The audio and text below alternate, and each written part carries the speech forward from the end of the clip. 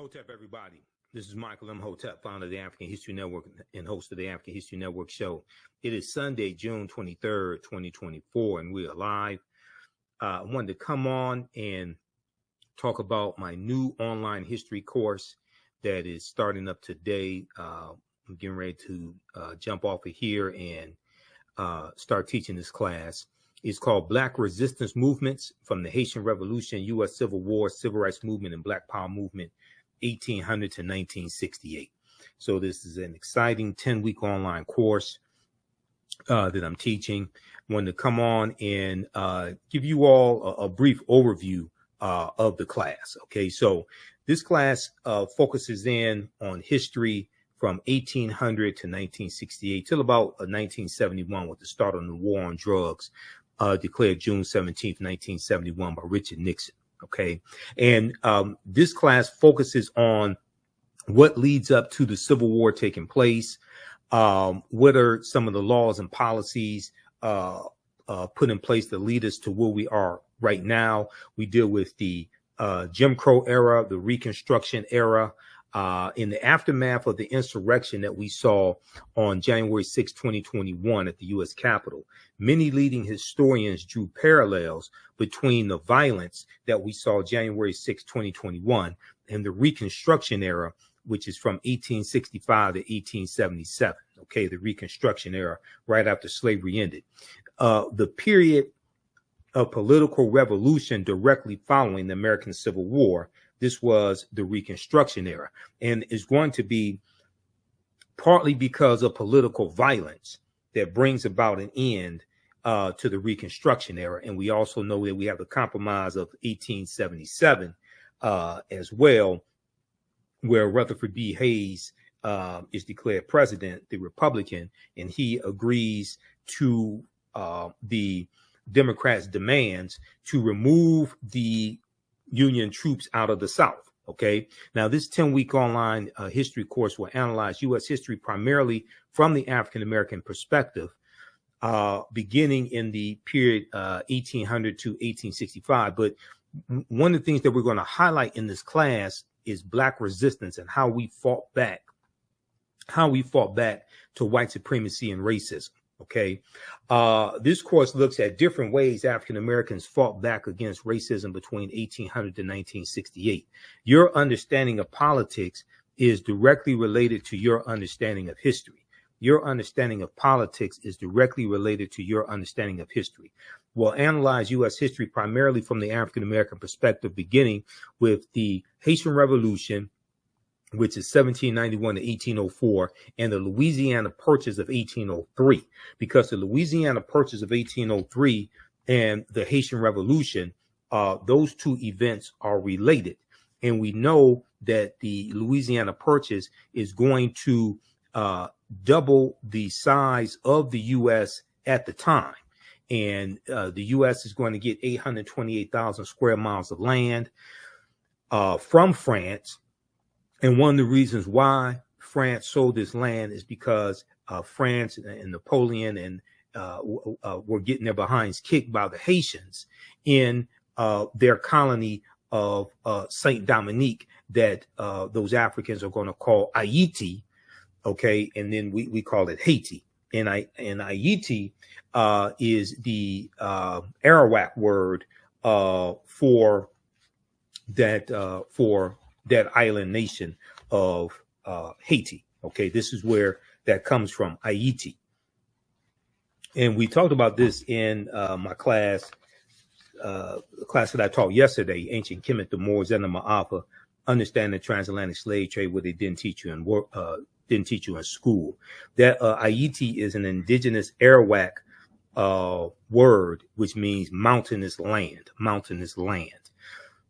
so we're going to deal with this history, and then you could trace that history of the island of Hispaniola, or what Christopher Columbus called La Isla Española, the Spanish island, and the word is anglicized to Hispaniola. And the island of Hispaniola is where you have the Dominican Republic and the Spanish colony of Santo Domingo, which the French take over that Spanish colony of Santo Domingo in 1697 and call it Saint Dominique, and that's where Haiti is today. Okay, so when we look at this history, even though we're looking at history from 1800 to 1968, we can trace this history back to the Moors going into the Iberian Peninsula, today known as Spain and Portugal, in 711 AD, and what happens after that. Because we know it's August 3rd, 1492, that Columbus set sail on the Nina, the Pinta, and the Santa Maria, and he's financed by Spain and King Ferdinand and Queen Isabella. We know on August 2nd, 1492, Spain expels the Sephardim, the Sephardic Jews, and we know on January 2nd, 1492, during the Spanish-Grenadian Wars, the Moors lose control of their last stronghold in Spain, which was Grenada. Okay, so we see a chronology of all of this history. And then we see the Louisiana Purchase, which doubles the territory of the United States. The U.S. is going to carve out about 15 states out of that land they get from France. And France did not legally own that land. This is stolen land they got from Native Americans as well as African people who were already here as well. And we know from reading Dr. David Imhotep's book, The First Americans Were Africans, Documented Evidence, we know African people were here in this land we call the United States of America, going back at least 51,700 years ago. Okay, so, this is already a given. Okay, so what we're going to see here in this class is a chronology of this history and what leads to the U.S. Civil War taking place.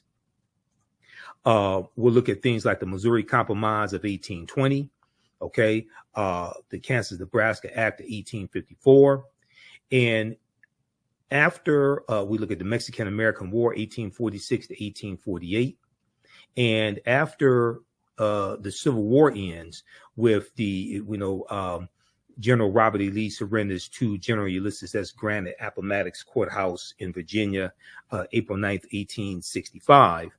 And then you have June 19th, 1865, Juneteenth.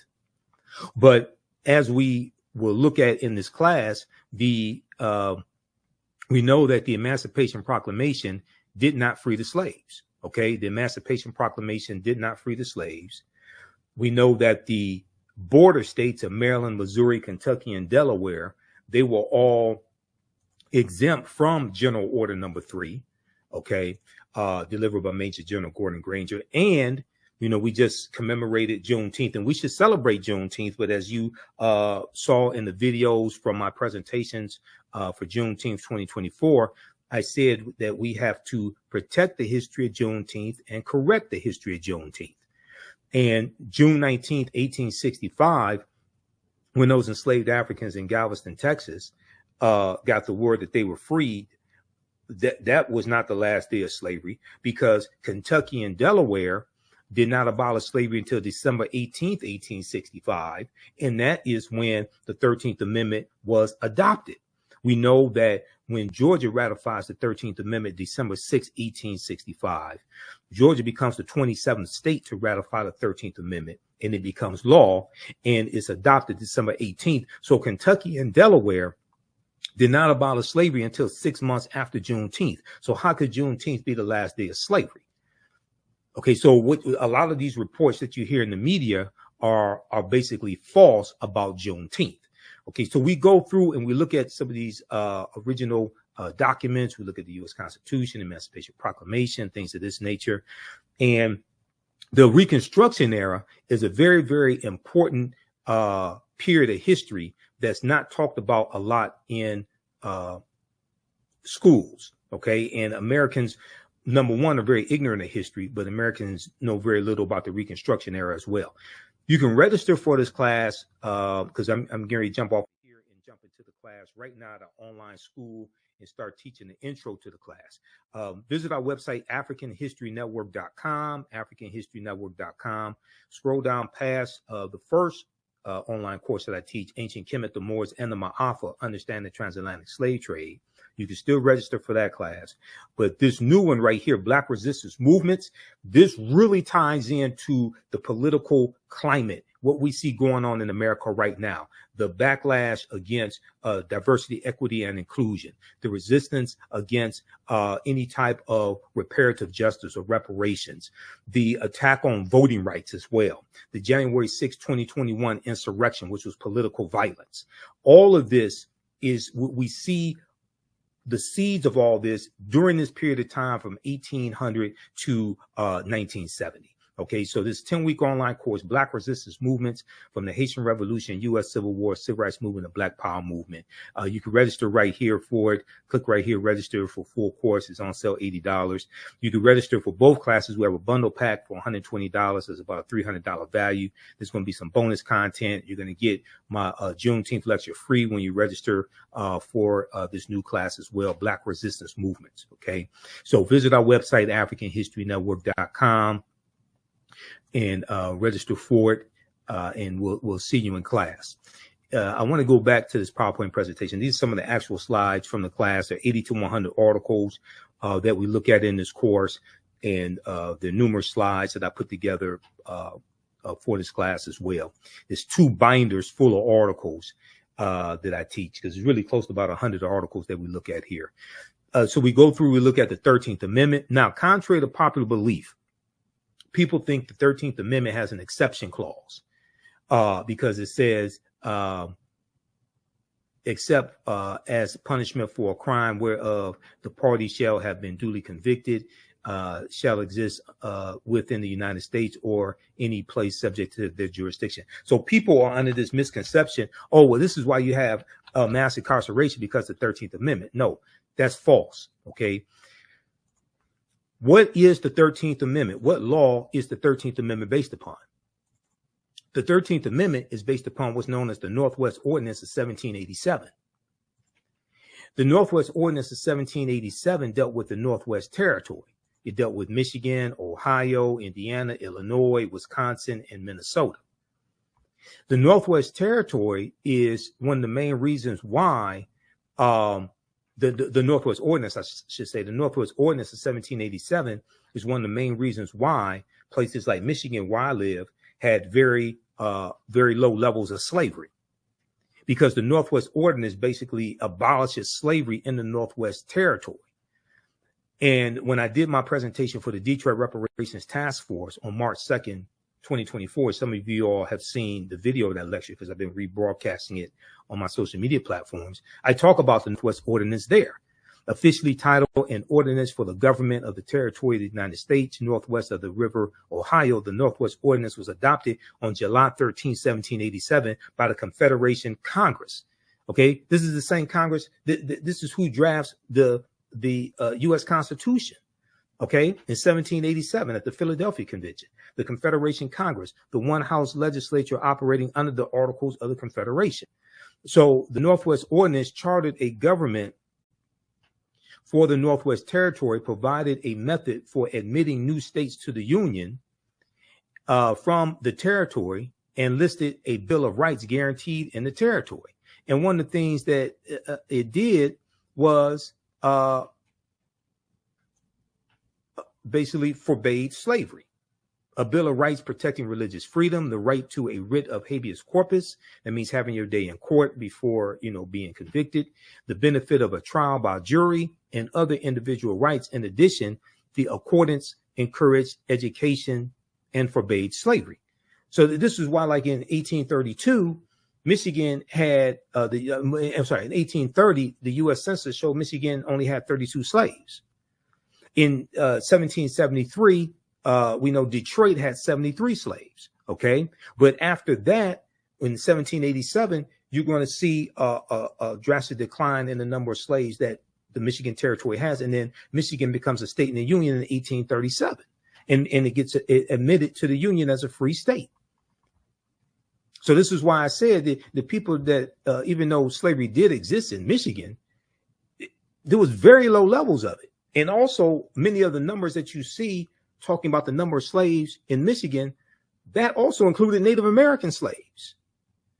And at one point, Native American slaves outnumbered African slaves 3-1. So this is why when we talk about reparative justice, we have to specifically understand the history of the city or state that we're talking about. We can't just run around talking about slavery, slavery, slavery. You owe us $17 trillion. That's not going to work. Yeah, I mean, go watch my presentation. I got deep into this. Okay, so so we go through and take you throughout history. We look at the Reconstruction era, right? The Reconstruction era is not talked about a lot in schools, and there was a excellent article from Time.com, Time magazine, that I use in the class, and it deals with how schools are not teaching about the Reconstruction era.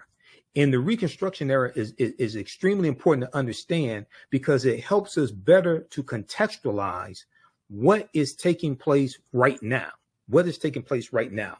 The attack on critical race theory. Okay, the banning of books that are taking place, especially books dealing with the history of slavery and the civil rights movement, things of this nature. And then you have the initiative to reshape the federal bench, the federal courts, and the U.S. Supreme Court into an ultra conservative court as well. So we see all this continuation, all these political fights, things like this coming from the Reconstruction era and going into the Jim Crow era. A new report finds that 45 states are failing to teach students about the period that shaped race relations after the Civil War. Now, this is an excellent article from January 12, 2022 by Olivia B. Waxman for Time magazine. And this was basically a year and 6 days after the January 6, 2021 insurrection. In this article, it says in the aftermath of the insurrection a year ago at the U.S. Capitol, many leading historians drew parallels between the violence that we saw January 6, 2021 and the Reconstruction era, the period of political revolution directly following the American U.S. Civil War. So Civil War is 1861 to 1865. Quote, now, Eric Foner is one of the top historians when it comes to the Reconstruction era. Okay. Historian Eric Foner said, quote, the events we saw reminded me very much of the Reconstruction era. Okay. The events we saw reminded me very much of the Reconstruction era and the overthrow of Reconstruction, which was often accompanied or accomplished, I should say, by violent assaults on elected officials. So whether we have like the Clinton, Mississippi riot of 1875, where President Ulysses S. Grant refused to intervene. He implemented his non-intervention policy, but he intervened in 1871 using the Ku Klux Klan Act of 1871, and he cracked down on Ku Klux Klan activity in South Carolina. He declared martial law in 9 counties in South Carolina, and this is after Congress passed the third of the enforcement acts, and this one is section 241 of U.S. Code, is known as the Ku Klux Klan Act of 1871. Okay, now Eric Foner is the author of the book Reconstruction, America's Unfinished Revolution, 1863 to 1877. He said this in an interview with the New Yorker magazine published a week after the January 6, 2021 insurrection. Now, scholars say studying the aftermath of the U.S. Civil War can help put into context many of the most seminal events in the U.S. in recent years, from the brutal murder of George Floyd, May 25th, 2020, okay, in Minneapolis, Minnesota, by Derek Chauvin, to the voter suppression laws enacted after African-American voters played a big role in helping Joe Biden and Kamala Harris be elected president and vice president in 2020. But despite the timeliness of the era in today's climate, many students in American schools will not get a full education on Reconstruction until they get to college. But majority of them are not going to go to college. The Reconstruction era, understanding this is why I when I talk about Juneteenth, I say we can't deal with just one day in history. Juneteenth leads you to the Reconstruction era, 1865 to 1877. It leads you to the Civil Rights Act of 1866, which allows African Americans to enter into legal contracts and negotiate wages. And it's the Civil Rights Act of 1866 that's being used against us now in these anti-diversity, equity, and inclusion lawsuits that white conservative Ed Bloom is filing. He filed it against the Fearless Fund, the African American women who give out grants to businesses of women of color. And Ed Bloom is saying that they're discriminating against white business owners. It played a part also when we deal with the affirmative action being overturned in college admissions. That was Ed Bloom, conservative activist Ed Bloom, who filed that lawsuit once again. So one of these Reconstruction laws and the 1866 Civil Rights Act, that was the foundation of the 14th Amendment of 1868. Now you have these white supremacists using these laws against us that were created for us. And this is why we have to understand this history and understand, and your understanding of politics is directly related to your understanding of history. Okay. And this is why I say we have to practice political self-defense. Understanding how these laws and policies impact African Americans, impact our economic condition, how to weaponize our vote, how to fight back against these people, take them out of power, vote them out of office, and understanding how to protect gains that have already been made. If you don't understand history, you don't understand the gains that have been made. The attack on voting rights, Senate Bill 201, okay, coming out of Georgia. That's very similar to the attack on voting rights, African-American voting rights that we saw at the Mississippi State Constitution, the Mississippi State Convention in 1890, okay, shortly after Reconstruction ends. And they're rewriting the Mississippi State Constitution to oppose poll taxes and literacy tests, to suppress, it was specifically designed to suppress the African-American vote. There's an excellent article from the Washington Post called "The Mississippi Plan to Keep Blacks from Voting in 1890. Quote, "We came here to exclude the Negro," end quote. Now, that quote, "We came here to exclude the Negro," is a direct quote from Solomon Saladin Calhoun, who was the white county judge who presided over the Mississippi State Convention. And he said, "Let's tell the truth. If it bursts the bottom of the universe, we came here to exclude the Negro. Nothing short of this will answer." Because African Americans were the majority of the population in Mississippi, and we were the majority of the voters. Okay. So they're trying to take back power. They imposed, the delegates eventually adopted a literacy test and a poll tax geared to suppress the black vote in a state with a black majority. The Mississippi Plan became the model throughout the South, part of a raft of racially oppressive Jim Crow laws that ended Reconstruction. What you're going to see is other states adopt similar laws. South Carolina, 1895, Louisiana, 1898, Alabama, 1901. You're going to see Georgia, Oklahoma. It's the same thing that happened after Senate Bill 201 passed. Okay. Out of Georgia, other states, especially many of these former Confederate states, they started passing similar bills. Okay. And what are they doing? They're cracking down on mail-in ballots, okay? And they're trying to find ways to suppress the votes of African Americans, Latinos, Asian Americans, white college students as well. It's not just targeting African Americans. We are the main target, though, because we have historically been targeted because there has always been a fear of African American political power in this country. Read the article from motherjones.com. Now, you know I'm a national political commentator. You see me on Roland Martin Unfiltered every Friday. You see me on the African History Network show. I just did Attorney Areva Martin show this week as well, this past week. You know, she's a CNN legal analyst, Areva Martin. So I was on her radio show on 1580 AM KBLA out of Southern California, which is Tavis Smiley's radio station. I did the Carl Nelson show on WOLB Baltimore, Radio 1. I did his show on Monday, June 17th. We dealt with Juneteenth history and politics and the 2024 presidential election, etc.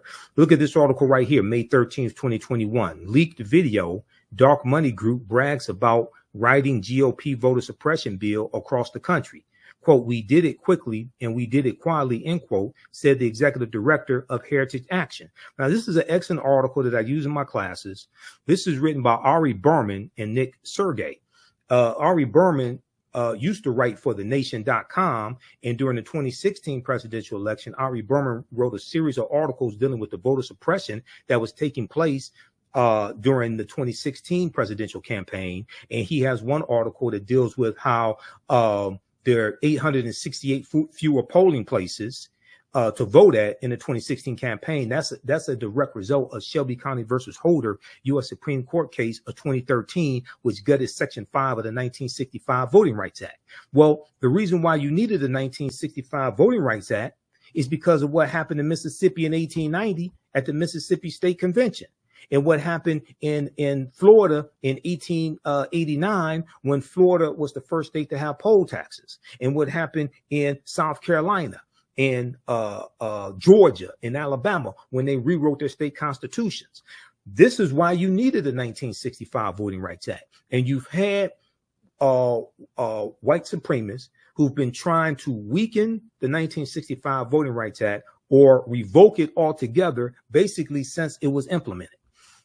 So quickly here, when we look at this piece from Mother Jones, okay, how many of you all know this?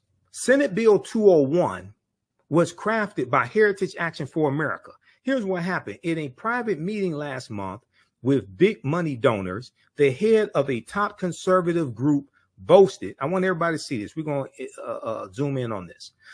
The head of a top conservative group boasted that her outfit had crafted the new voter suppression law in Georgia and was doing the same with similar bills for Republican state legislators across the country. They did it with Senate Bill 201 in Georgia, and they did it with other similar bills in Republican state legislators across the country. Quote, in some cases, we actually draft them for them, end quote, she said, or we have a sentinel on our behalf, give them the model legislation so it has that grassroots from the bottom up type of vibe, end quote. The Georgia law had, quote, 8 key provisions that Heritage recommended. Jessica Anderson, the executive director of Heritage Action for America, a sister organization to the Heritage Foundation, told the foundation's donors at an April 22nd gathering in Tucson, Arizona, in a recording obtained by the watchdog group Documented and shared with Mother Jones.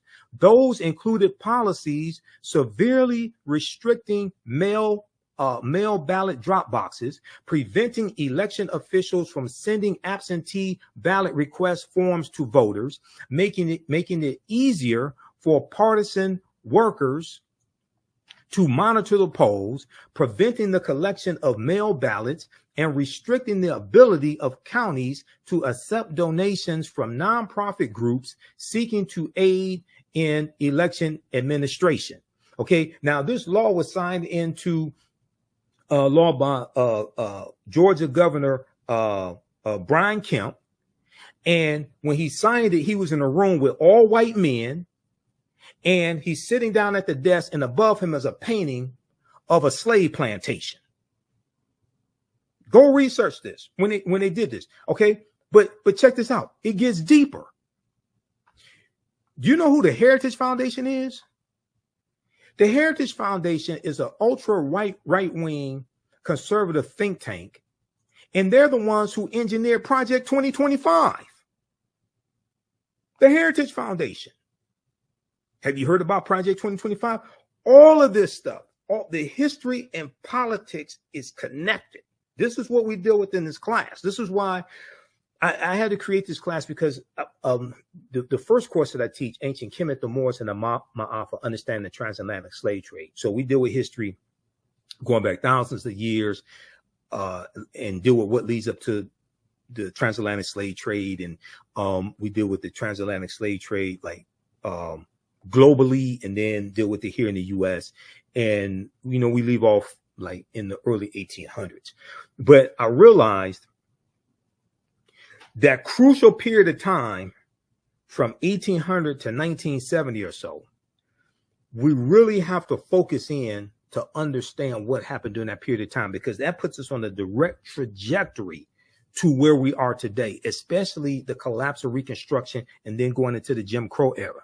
We look at the Lily White movement in 1928, which was the effort of Republicans to push African Americans out of the Republican Party, going back to 1928, when Republicans appealed to Southern segregationist Democrats in 5 former Confederate states to get them to vote for Herbert Hoover, who was the 1928 Republican candidate for president, and Herbert Hoover won.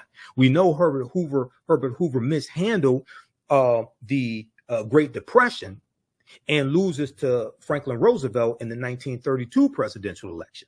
Okay, so we get to see a chronology of all this history. But Project 2025, and I talked about it when I was on Carl Nelson's show. We talked about it on. We've been talking about it on Roland Martin Unfiltered as well. But if you take a look at this, this is a 900 plus plan dealing with ultra right-wing policies that conservatives want to get put in place. And you have about 100 of these right-wing organizations that are signed on to Project 2025.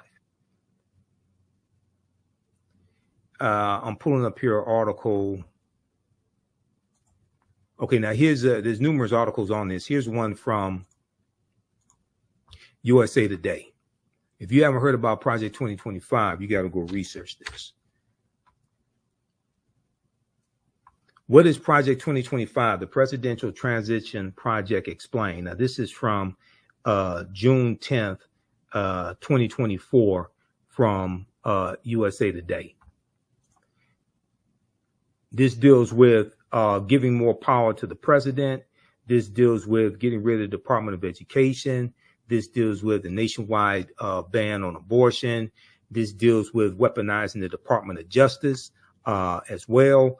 I mean, this stuff is deep. This deals with politicizing federal employees and getting rid of thousands of federal employees and implementing a loyalty pledge as well to be a federal employee. What is Project 2025? The Presidential Transition Project Explained.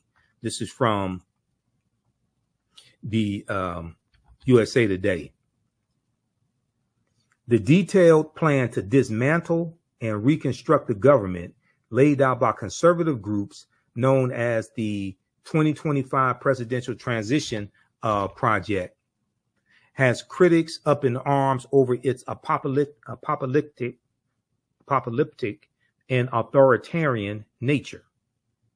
The Heritage Foundation, a conservative think tank in Washington, D.C., led an effort to create the more than 900-page Mandate for Leadership published in April 2023. So this is the type of planning these people are doing. Reimagining the executive branch, and presented a plan to overhaul several government agencies, including the FBI, for the country's next conservative president to follow. Now, the Heritage Foundation did something similar in 1980 with their Mandate for Leadership. And and that was a book in 1980 that contained 2,000 policies they wanted the Reagan administration to adopt. The Reagan administration adopted 60% of those policies in the first administration of Ronald Reagan. And these were a lot of anti-African American policies. These policies calling for smaller government, attacking poverty programs, all different types of negative things like this. According to the project's website, the playbook provides a governing agenda and a lineup of people ready to implement it to, quote, rescue the country from the grip of the radical left. Rescue the country from the grip of the radical left. It includes a domestic and foreign policy agenda, a list of personnel, training, and a 180-day playbook. Read the rest of this here, dealing with Project 2025. Okay, there are numerous articles on this, and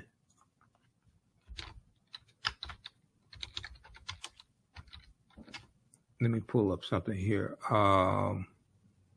This is one from, let's see.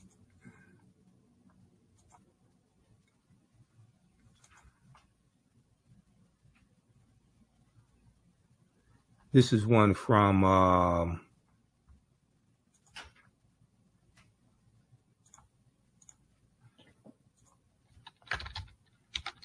I'm not going to pull up that one. That's a video.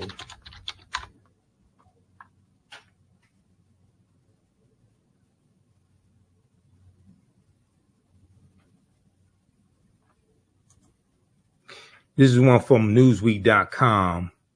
Now, this is the ex-Republican National Committee chair. This is Michael Steele, who's African-American. And he's confronting, so on the weekend on MSNBC, co-hosted by Michael Steele, they just had the guy who's the head of the Heritage Foundation on the show. They had him on this weekend. It was Saturday. They had him on Saturday, June 22nd.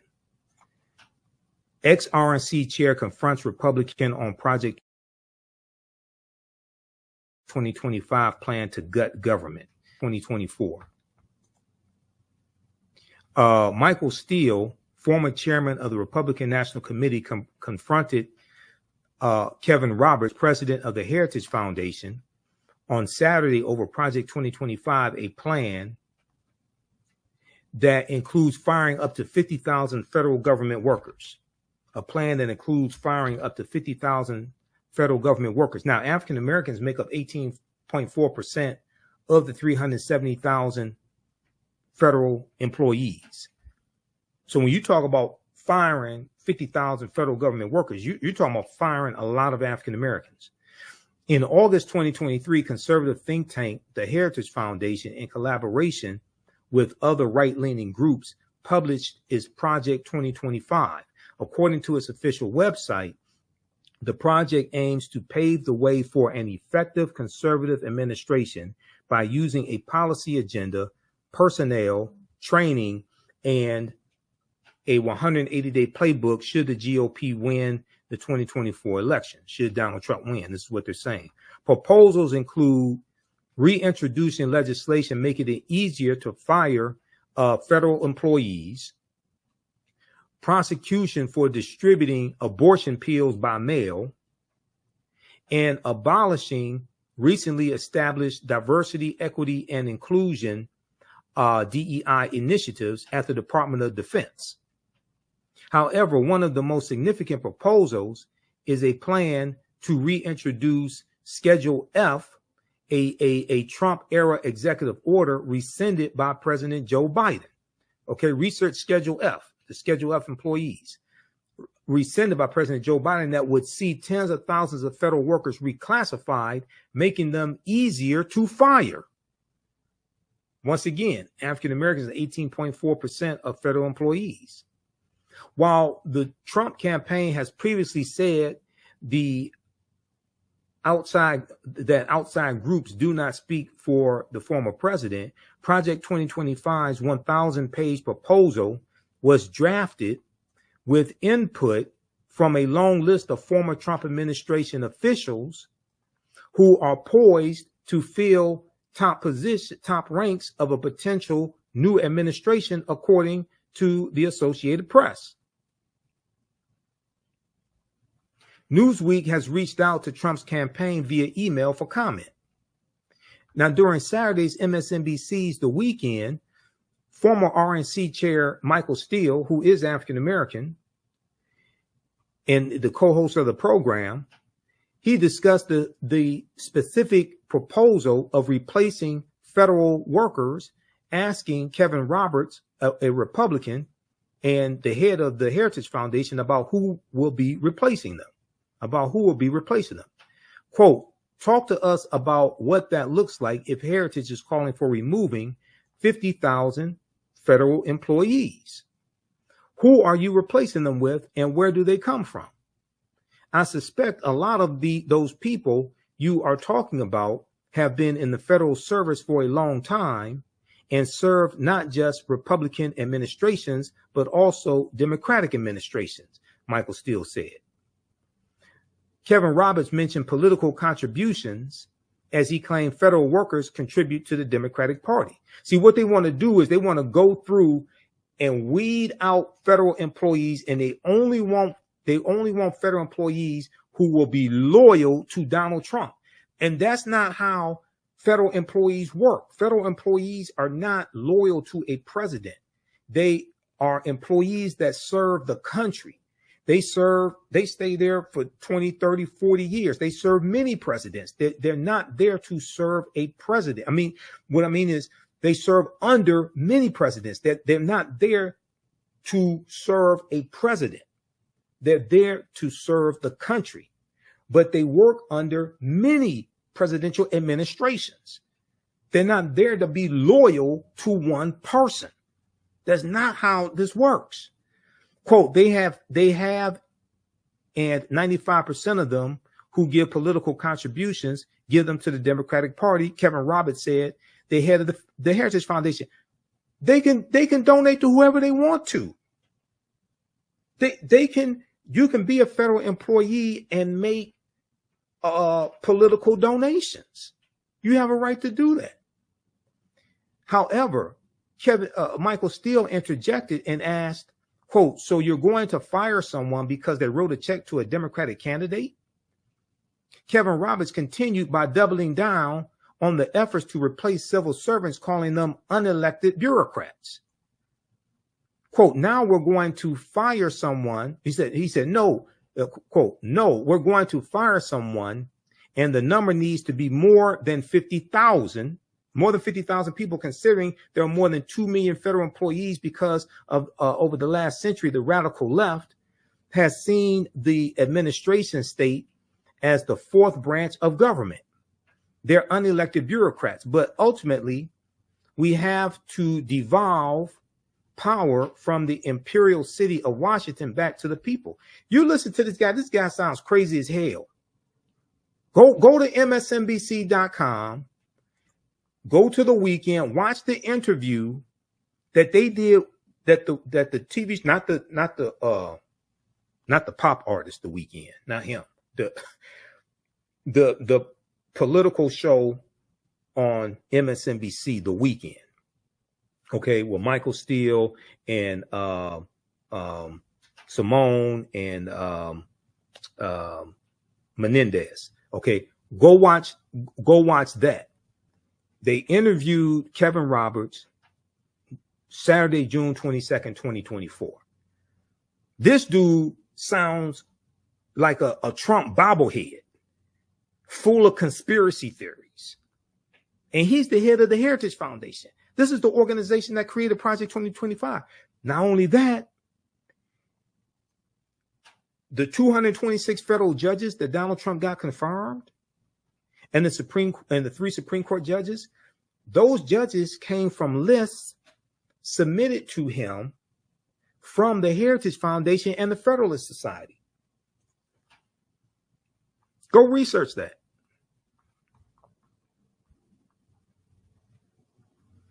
Okay, read the rest of this article here. This is how deep this is. Your understanding of politics is directly related to your understanding of history because they both intersect. And when we study history from 1800 through 1970, and we're going to end in 1971 with Richard Nixon declaring his war on drugs after he ran for president in 1968 and won in 1968, and he won on the platform of law and order, which basically means lock up black people, protect white people. And he ran on a backlash to the civil rights movement, the Black Power movement, the rebellions taking place across the country, attacking the anti-poverty programs that the Great Society programs from President Johnson. He attacked a lot of those programs as well. Okay. So so how do you all like this type of information? Give us a thumbs up, give us a heart, give us a like. This is a very, very timely class, and this helps you to better understand what's taking place in the country right now, dealing with politics, news events, people reclaiming the Confederacy. We just did a story on Roland Martin Unfiltered where 2 schools in Virginia just voted to rename the schools after Confederate heroes because they changed the names of the schools in 2020 when you had a racial reckoning taking place in this country because of the killing of George Floyd. Now you see a recalibration. Now you see people trying to go back to the way it was because they want to hold on to white supremacy. You have a lot of people that want to hold on to the Confederacy. We're going to deal with the Confederacy in the class, but nations don't name schools and don't have monuments honoring traitors to that nation. The Confederacy, these were traitors who committed treason based upon Article 3, Section 3 of the U.S. Constitution. The U.S. Constitution defines treason. And they committed treason based upon Article 3, Section 3 of the U.S. Constitution. Now, a minute ago, I talked about the Ku Klux Klan Act of 1871. Okay, it was actually passed in 1871, right? How many people know that Traitor-in-Chief Donald Trump is being criminally prosecuted right now by special counsel Jack Smith using Section 241 of the U.S. Criminal Code? And Section 241 is the Ku Klux Klan Act of 1871. It's actually 1871, not 1870. How many people know this? Read this article here, okay? And once again, this is an example of how we see history and politics coming together and how historical events shape policy and laws, and then laws shape historical events. This all happened during the Reconstruction era, 1865 to 1877. Read this article from the Washington Post. Trump is charged under civil rights law used to prosecute KKK violence. Trump is charged under civil rights law used to prosecute KKK violence. The provision was originally adopted in 1870 and was intended to protect the newly codified rights of Black citizens after the Civil War. Well, it was the U.S. Department of Justice that was actually prosecuting these Klansmen. And the U.S. Department of Justice was created in 1870 largely to enforce the new rights of African Americans. That's during Reconstruction. Now, how many people learned all this in school? Okay? How many of your children are learning this in school?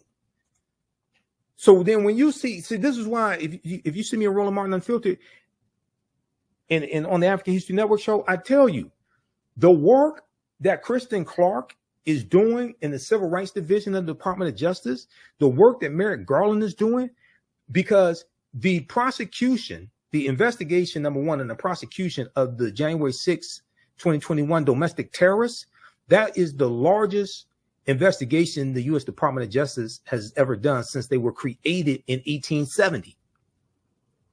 And one of the main reasons why those domestic terrorists attacked the U.S. Capitol is because 16.9 million African Americans voted for Joe Biden and Kamala Harris.